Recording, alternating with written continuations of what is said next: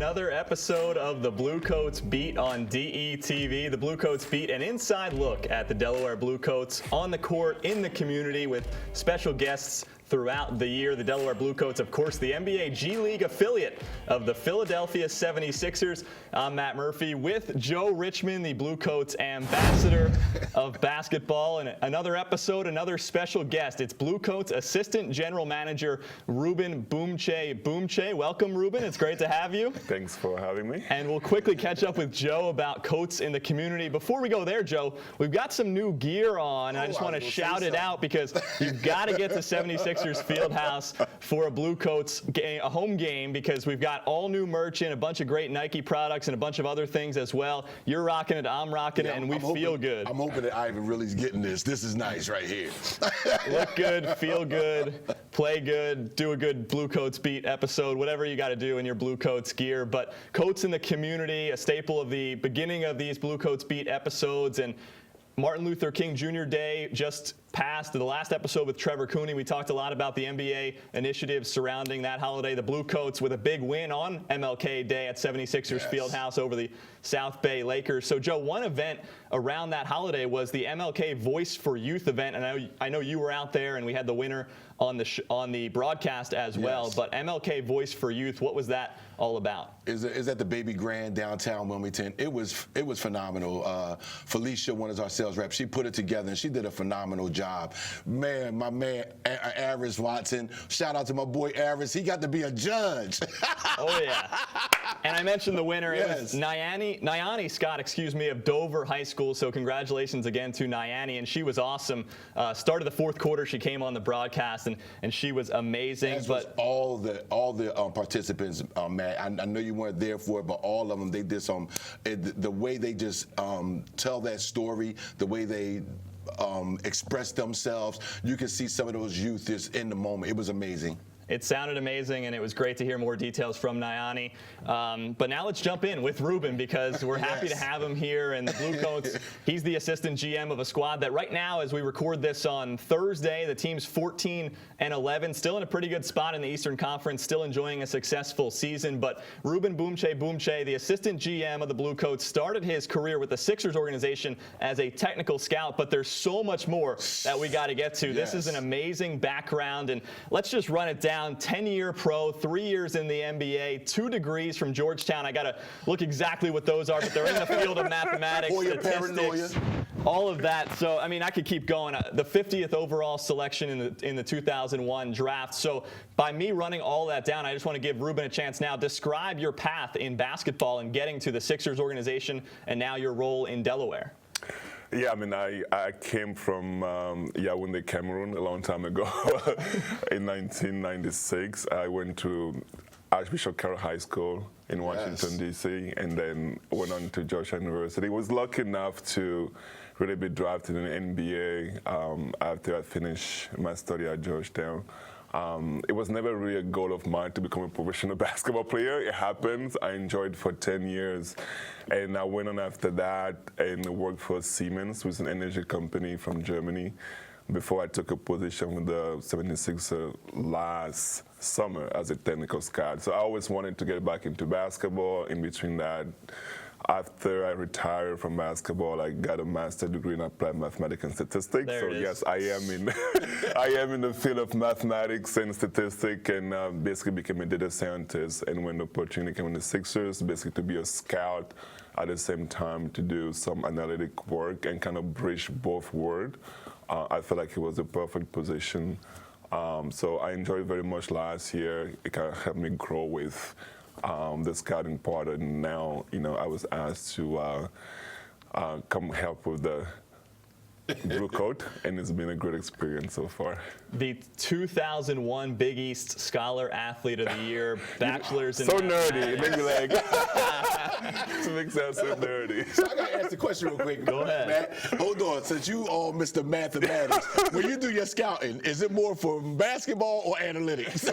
I try to combine both. Really, we obviously use some element of, statistical analytics to kind of draw a full picture of the players we look into. Obviously, we mostly do it with the Sixers team, with the Blue Coat, I try to look actually all the G League guys just to try to figure out, who might help not only our team, but really help the six organization. So we're trying to do a balance of both. So that's why we look with eyes and we look at the numbers and trying to hopefully have a bigger picture of the players. Joe and I debate analytics versus the eye test all the time, but nobody really cares about our opinion.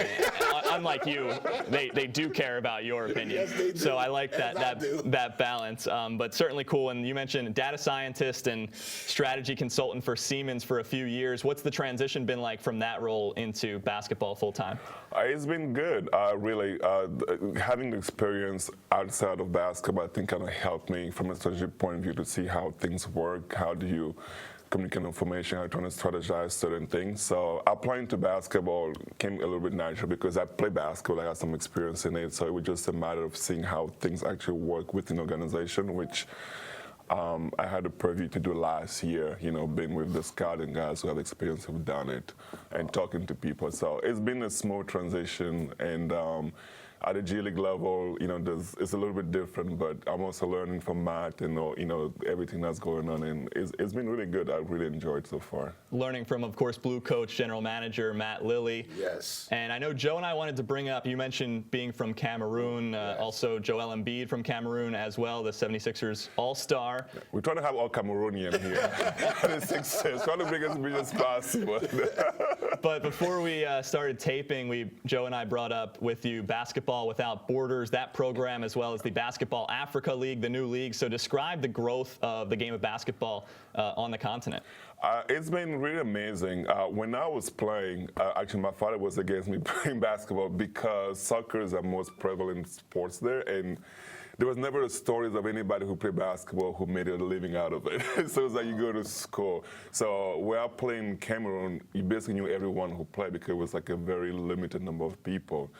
And when people like me and before me, Dikembe Mutombo and those guys made it to the NBA, I think it brought more attention. And the NBA has done like an awesome job with trying to help developing basketball in Africa. I was part actually of the first edition of Basketball Without Border in 2002, I believe, when we launched it.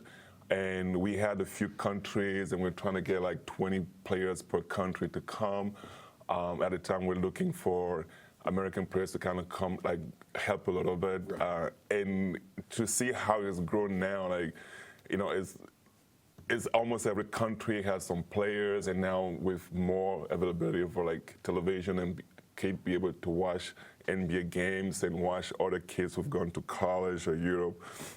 It's really grown, so the appetite is there, and because of that, it kind of felt natural for the NBA to help promote this league, this Basketball African League, which starting, I think next month for about 3 months. So a lot of countries have built stadium now, basketball stadium. The NBA is getting a lot of calls from the ones, some of the countries who don't have a team right now for the league, but it's a beginning, it's the first year. And Adam Silver, said it his goal is in 10 years for the Basketball African League to become the second biggest league in the world. So we always obviously had the talent as far physically, athletically in Africa. Yes. We always like logistic, we always like kind of training, but the NBA really has helped in that way. And I think with the Basketball African League, it's going to grow that interest, and hopefully, we're going to see more and more African kids flourish, not only necessarily in the US to come here, but hopefully in Africa, actually. Yeah, and I know in Cameroon with Basketball Without Borders, a good friend of mine, Roland Houston, he was a part of it. And, and like you said, you have all those things linked. You have Angola, which played in that dream team game. Yes. Everybody kind of knows why Angola's on the map. You have Senegal that's sitting right there. My brother and I, through our nonprofit, we deal a lot with the Gambia.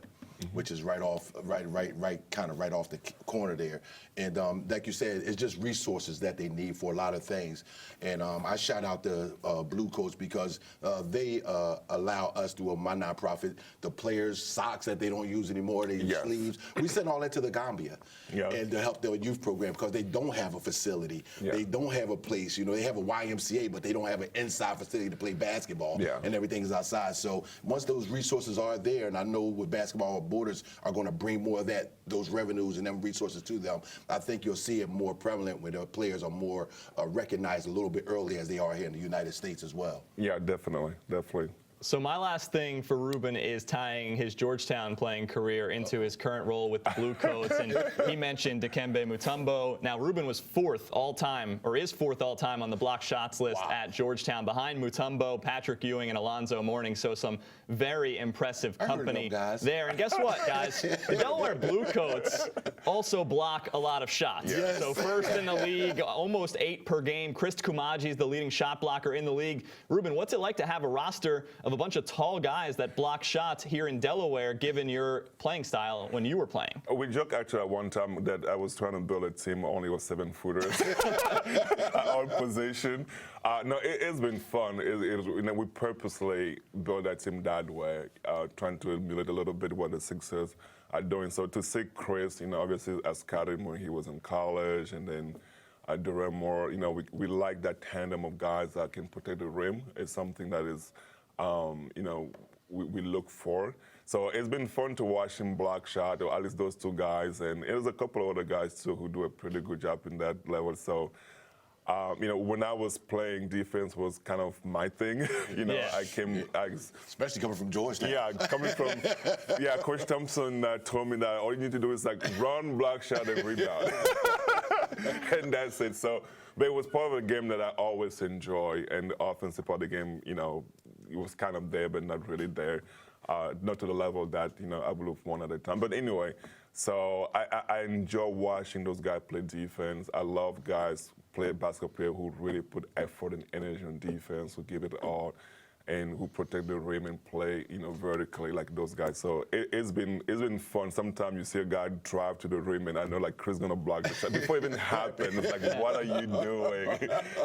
So it's been amazing. So hopefully they can continue to grow and have a good career going forward. Yeah, because I thought they had some kind of pool or something, or they getting some money or something. they jump up with more block shots than guys dunking or something. It's amazing how the crowd just goes crazy. So I love that part of our defense side of the basketball. And I think the crowd's going to be going crazy. We're probably going to see some block shots as we wrap up here this weekend at 76ers Fieldhouse. A home back-to-back Friday and Saturday. Friday against the Greensboro Swarm is Leukemia and Lymphoma Society Night, 7 o'clock. And Saturday is Faith and Family Night.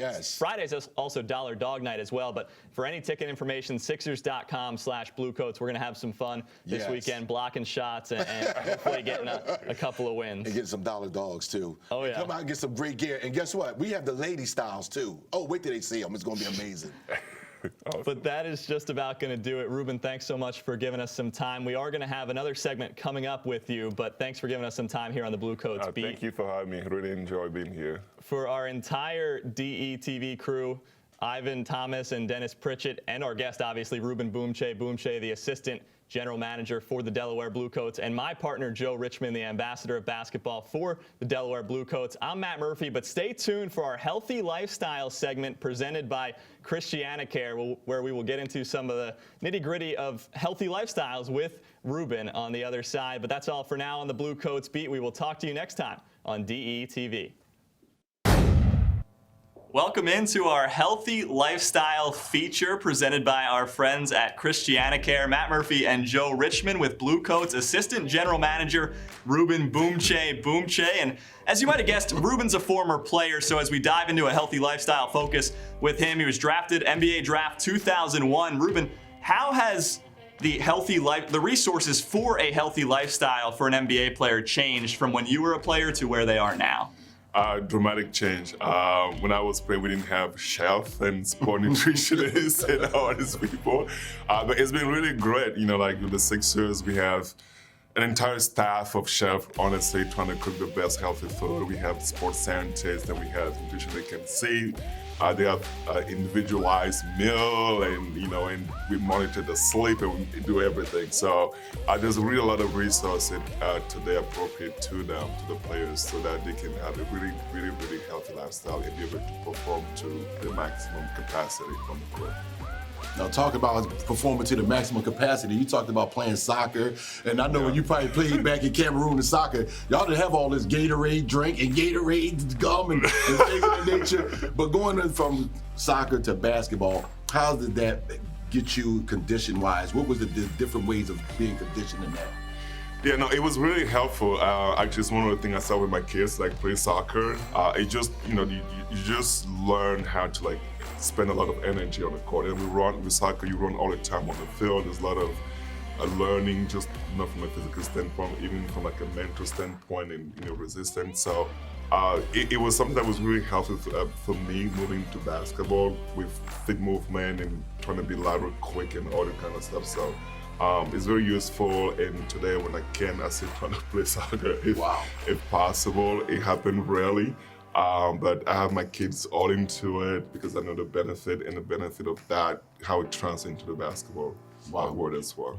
The go-to question as we wrap up, currently, what do you do for the love of health? I try to play basketball once a week, and then I try to run another day of the week. So at least 2 times a week, I really try to be active. When I was playing, I hated running. But for some reason now, I love to go run for 40 or 45 minutes or so, or maybe more. And I'm trying to get guys like you to play so we can pick up every week. So I did it consistently for a while, not as much since the blue coat, but I actually found a group of guys this past week when I did it. So basketball is always going to be part of me, and I'm going to keep playing as much as I can and trying to stay healthy and in that way. He's Ruben Boumtje Boumtje, and this has been our Healthy Lifestyle feature presented by ChristianaCare. Tune in all season long for Healthy Lifestyle features on DETV.